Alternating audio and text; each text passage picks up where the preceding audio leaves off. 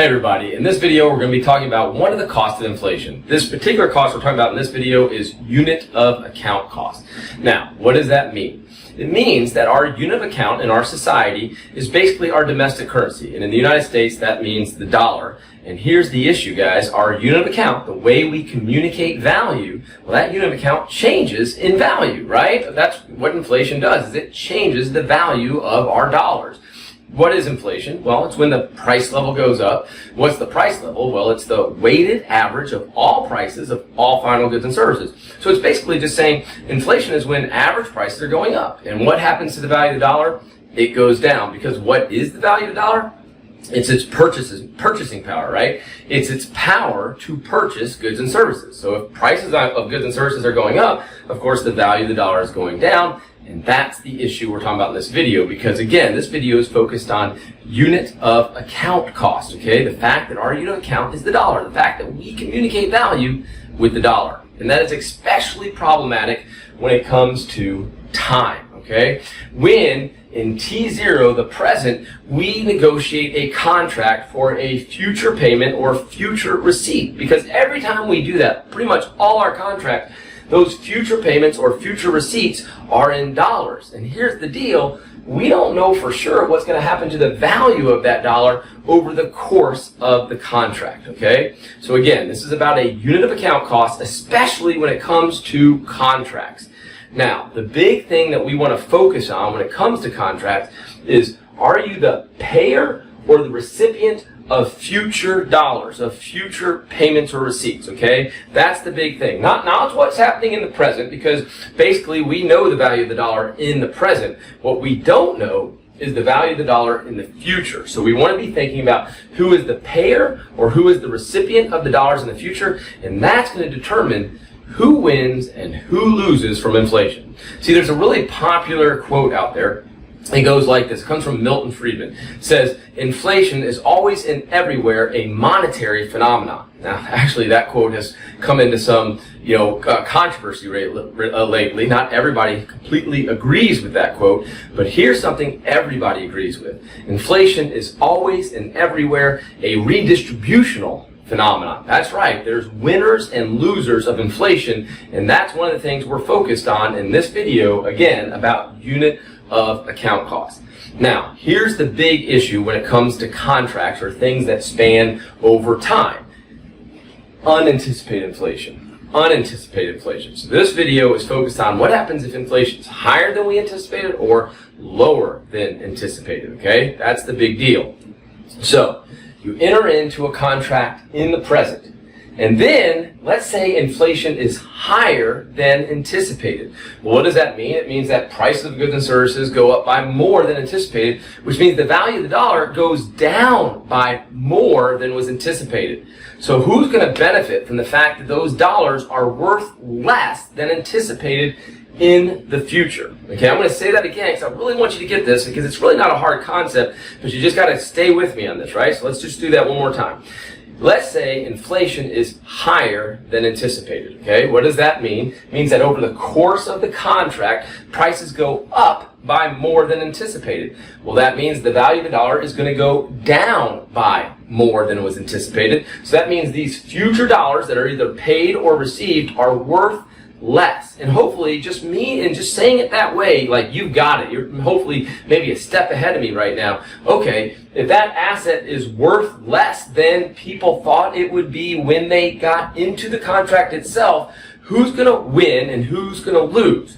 Well, the payer is the winner, right? What do I mean? Well, look, if those dollars are worth less than expected, they're easier to get than expected, okay, in the future. And so the payer is happy about that. I mean, just in simple terms, right? I would like to pay whatever thing in the future with an asset that is worth less than I thought it would be.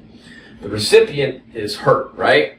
Again, if inflation is higher than expected, the dollar loses more value than expected. The recipient of those future dollars are hurt by the unanticipated inflation. Now, one of the biggest areas that we see this is in the borrower-lender relationship, okay? Certainly you can think about like a fixed interest rate mortgage, right? If inflation is higher than expected, hey, guess what? That borrower, okay, the person that has the mortgage, the person who's paying off that mortgage, they are actually benefiting from the fact that inflation is higher than expected. And the lender is absolutely hurt. They're receiving dollars worth less than they expected them to be. The employer-employee is another big one, and it's pretty common sense. The employer, well, they're realizing the prices of the goods and services they're selling going up, right? So, hey, they're happy about that. And guess what? They're the payer to the employee of the wage contracts. And guess what? They're going to get to pay with dollars that are worth less than they expected to be. They are a big winner of inflation. And the employee, a big loser, right? We get in these contracts, right, at some set period of time, and then inflation is higher than expected, and guess what? We're seeing our real wage, what our wage can actually buy in terms of goods and services, going down. So the employee, the recipient, again, the loser, okay? Now, let's go on to the next one, the pension payer, the pension recipient. Another one straightforward and a big one in our society.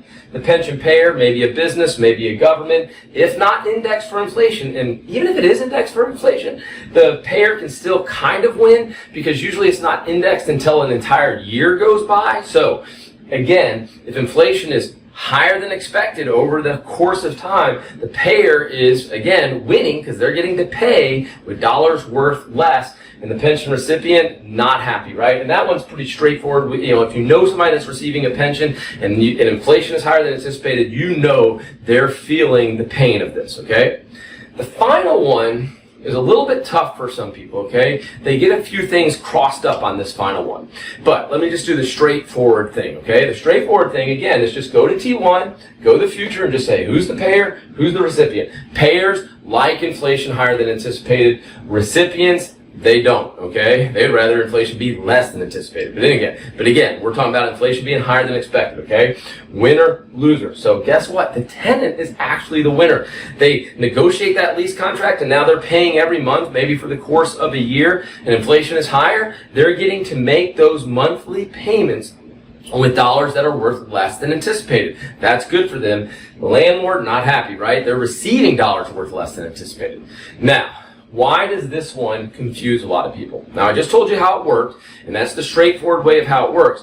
But why some people get confused is, hey, that lease does come up in a year, right? It's not like a mortgage, okay, that might be a 15-year or 30-year mortgage, and you've locked in a low interest rate. You're pretty happy about unanticipated inflation in regards to the mortgage, at least, right? Here, every year it's going to get renegotiated. People say, oh, that landlord's going to really jack up my lease at the end of the year. And that might be right. And they absolutely might do that. But that's not what I'm talking about in this video. Another reason people get confused here is they say, no, I'm a tenant and I'm getting killed by inflation. They're kind of thinking it this way, okay? They're the employee. Their wages aren't going up. They're really not being hurt on their rent for the course of the contract. But then when the contract ends and that landlord jacks up that rent and their wage does not go up by as much as the rent did, then again, that tenant is hurt. But I'd rather say instead the tenant's hurt, it's just that individual's hurt, okay? That this one is not working to their advantage as much as this one is working to their disadvantage. So again, just to make sure it's clear, just in pure unit of account terms, you enter into that lease, okay, for a year, inflation is higher than expected, dollar loses more value than expected, the tenant actually benefits just in regards to that lease, just in regard to when that contract is in effect, okay, that's the big thing, and the landlord is the loser. Now, once that contract gets renegotiated, things can absolutely change. Again, big picture. All you got to do for this, guys, when we're talking about unanticipated inflation and who's winning and who's losing, is say, okay, in the future, who's the payer, who's the recipient? Payers like inflation higher than expected because they get to pay with dollars that are worth less than expected. Recipients do not like inflation higher than expected. Why? Because they're going to receive an asset worth less than they expected it to be. Not a good thing for them. Anyhow, hope you followed all that, and we'll see you in the next video.